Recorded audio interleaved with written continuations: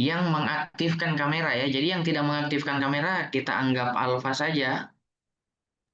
Baik, Oke. Pak. Oke, ini sembari saya juga absen di sini. Saya ada pegang absen untuk semua kelasnya.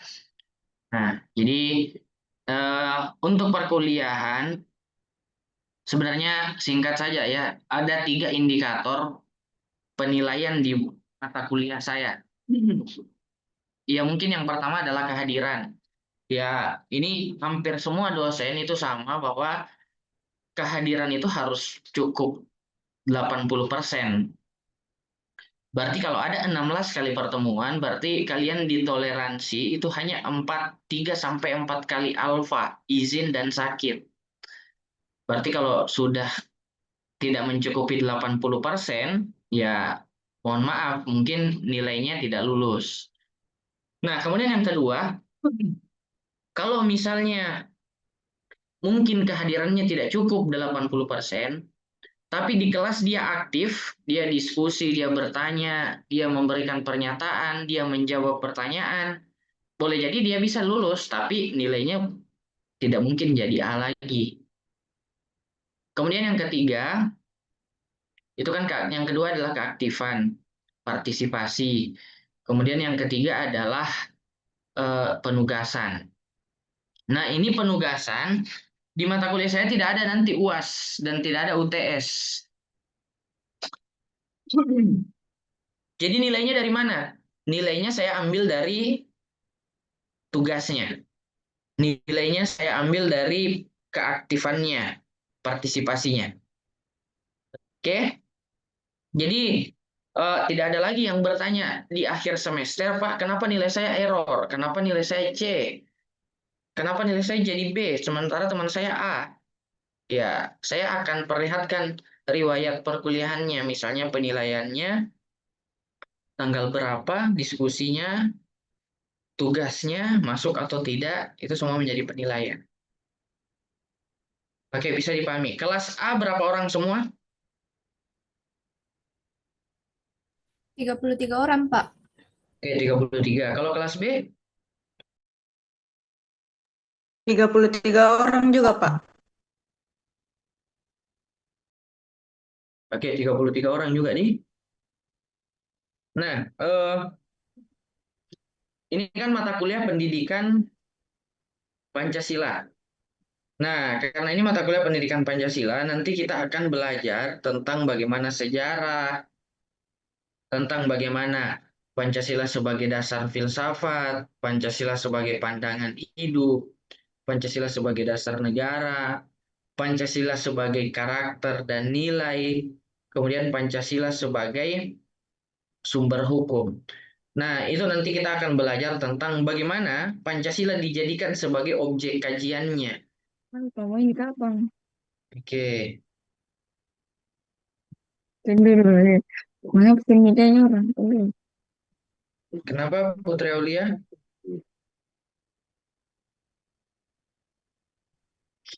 Hmm. Ada yang mau ditanyakan Putri Aulia? Oke, Oh, mohon maaf, Pak. Tidak. oke. Kemudian selanjutnya dari penilaian yang tadi itu dijadikan sebagai nilai UTS atau mid semester, kemudian nilai UAS. Itu nanti. Jadi itu menjadi akumulasi nilai. Itu nanti akan menjadi akumulasi nilai. Nah, setiap tugas yang kumpul itu belum tentu nilainya sama.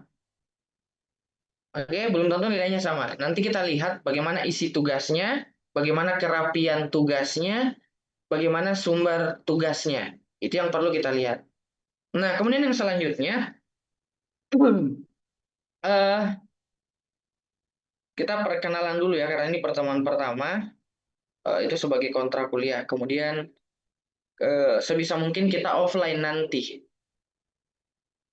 Oke, sebisa mungkin kita offline, nanti kita cari waktu, cari kelas yang kosong, kemudian kita offline. Nah, bagaimana nanti mekanisme offline-nya itu digabung kelas A sama kelas B. Oke, nanti kita gabung kelas A sama kelas B kita offline. Nah, ini kan seharusnya sudah pertemuan kelima. Ini sudah minggu kelima. Berarti tersisa masih ada 11 kali pertemuan. Ya kan, masih ada 11 kali pertemuan. Eh, nanti pertemuannya itu kita sistem project. Kita sistem project. Tugasnya tidak banyak. Tugasnya satu saja dalam satu semester. Tapi dia sistemnya project. Dia per minggu. Oke. Nah, apalagi berkaitan dengan kontrak kuliah. Nah, kemudian kehadirannya, saya mau lihat bahwa nanti ada refleksi perkuliahan di akhir kuliah. Di akhir semester ada refleksinya. Jadi siapa yang fokus misalnya mencatat hasil perkuliahan, itu nanti saya akan tanya satu-satu. Saya akan tanya di akhir perkuliahan, apa kira-kira yang bisa dipahami dari hasil catatannya, dari hasil perkuliahan yang sudah kita lalui di beberapa pertemuan yang kemarin itu nanti kita adakan di akhir semester. Itu sebagai refleksi perkuliahan. Oke. Nah, jadi sistemnya saya mengajar itu tidak pakai PowerPoint. Jadi saya menjelaskan saja nanti materinya. Kemudian nanti akan ada feedback dari mahasiswa dan metode perkuliahannya saya tunjuk satu-satu. Jadi nanti ada tugas yang saya berikan, itu tugas harian, membuat pertanyaan, dan saya akan tunjuk satu-satu siapa yang menjawab, siapa yang buat pertanyaan kritisnya, oke? Dan yang saya tunjuk itu bisa menunjuk temannya yang lain. Yang mana? Ini Ratu Nuryansa. Ini baru bangun ini. Yang mana ini? Diam dulu. Yang mana, Dek? Iya, Pak. Tunggu, Pak. Maaf, Pak. Salah.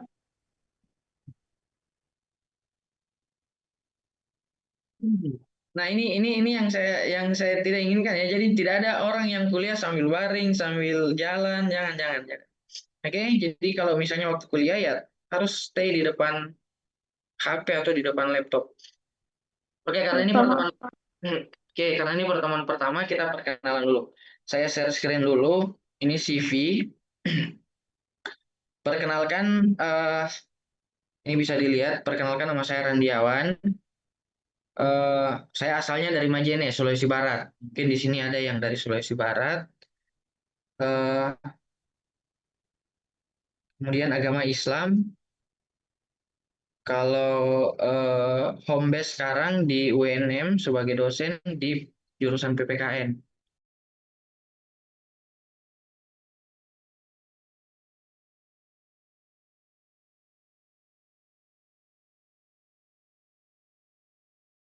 S1-nya di UNM jurusan PPKN, kemudian S2-nya di Universitas Pendidikan Indonesia di Bandung, prodi PPKN, Pendidikan Kewarganegaraan. Oke, kemudian ada pengalaman mengajar, kemudian ada riwayat pelatihan, ini bisa dilihat, kemudian ada riwayat publikasi. Nah, jadi ini rata-rata sekarang di kelas ini itu kelahiran tahun berapa? 2006. 2007. 2006, Pak.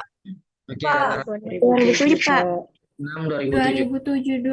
2006, 2007, Pak. Oke, Kayaknya. waktu COVID kalian kelas berapa? Masih SMP berarti? Atau masih ada SD? Masih SMP. SMP, Pak, kelas 2. SMP kelas 2. 1. Oke. SMP kelas 2 ya. Oke. Mungkin itu ya, itu sebagai perkenalan.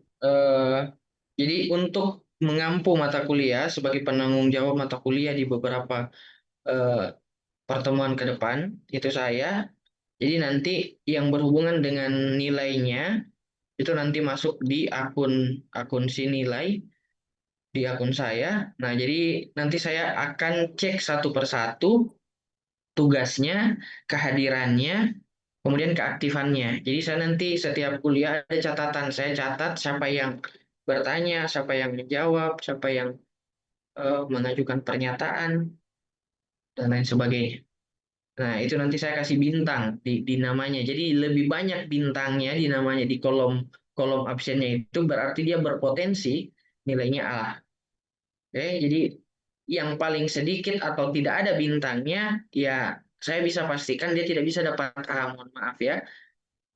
Jadi bisa jadi nilainya paling minimal, paling maksimal itu B. Oke, dan mata kuliah ini karena dia mata kuliah wajib, dia 2 SKS, jadi mahasiswa dimanapun itu harus melulusi mata kuliah ini, karena dia masuk dalam mata kuliah wajib nasional. Nah, jadi ada 4 mata kuliah wajib nasional, ada mata kuliah pendidikan Pancasila, pendidikan kewarganegaraan, kemudian pendidikan bahasa Indonesia, kemudian pendidikan agama. Itu 4 mata kuliah wajib. Di kampus manapun, jurusan apapun, dia harus melulusi mata kuliah ini. Nah, jadi kalau misalnya kalian tidak lulus di mata kuliah ini di semester 1 ini, berarti kalian harus memprogramnya kembali di semester 3. Di semester ganjil, berarti kalian akan kuliah dengan mahasiswa baru di tahun depan. Kalau tidak lulus di mata kuliah 4 yang tadi yang saya sebutkan itu. Salah satunya adalah pendidikan Pancasila. Oke, bisa dipahami sampai di sini? Ya, Pak. Oke. Nah, ini ada 33 orang. Nah, berarti seharusnya ini yang join ada 66 orang ya dengan saya. Ini yang join cuma 60. Berarti ada 6 orang yang tidak hadir. Jadi silakan untuk ketua tingkatnya di absen yang hadir, yang tidak hadir itu jangan sekali-kali untuk menghadirkan ya, karena saya akan cocokkan nanti dengan absen saya. Jadi kalau ada nanti absennya ketua tingkat atau ketua kelas yang tidak hadir, misalnya tidak hadir di absen saya, misalnya tanggal sekian, pertemuan sekian, kemudian di absennya ketua kelas dihadirkan, nah itu saya bisa pastikan ketua kelasnya yang tidak lulus di perkuliahan ini ya. Kita terapkan kejujurannya. Oke. Itu mungkin sekedar pengantar, sekedar kontrak kuliah untuk perkuliahan hari ini. Nah, kita masuk ke materi mungkin, sekedar materi pengantar untuk mata kuliah pendidikan Pancasila. Sebenarnya kan mata kuliah pendidikan Pancasila itu atau PPKN, kita akrab dikenal dengan PPKN, itu kan mata pelajaran yang sejak SD kita pelajari. Ya kan? Di sini sudah hafal semua Pancasila kan? Sudah hafal? Ada yang Hafal, Pak. tidak hafal? Hafal, Pak. Oke. Karena memalukan juga kalau misalnya mahasiswa tidak hafal Pancasila. Jangankan mahasiswa, bahkan ada bupati, ada gubernur yang tidak hafal Pancasila. Sila keadilan dia bilang di sila kedua. Itu kan sebenarnya memalukan sekali. Nah, apa urgensinya pendidikan Pancasila? Apa pentingnya? Apa apa ya? Apa manfaatnya pendidikan Pancasila? Kenapa kita pelajari sejak SD sampai di perguruan tinggi? Sebenarnya itu cuma 2 manfaatnya, pentingnya. Tapi 2 hal ini, 2 manfaat ini itu akan berpengaruh kepada semua hal, baik dalam kehidupan bermasyarakat, baik itu dalam kehidupan bernegara. Nah, apa yang 2 itu? Yang pertama, pentingnya pendidikan Pancasila yang pertama itu berkaitan dengan bagaimana membentuk karakter moral warga negara yang sesuai dengan nilai-nilai Pancasila. Berarti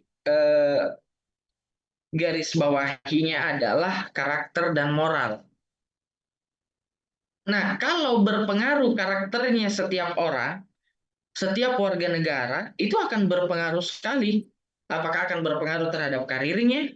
Apakah berpengaruh terhadap lingkungan kerjanya? Apakah berpengaruh terhadap cara pikirnya? Itu berkaitan dengan karakter.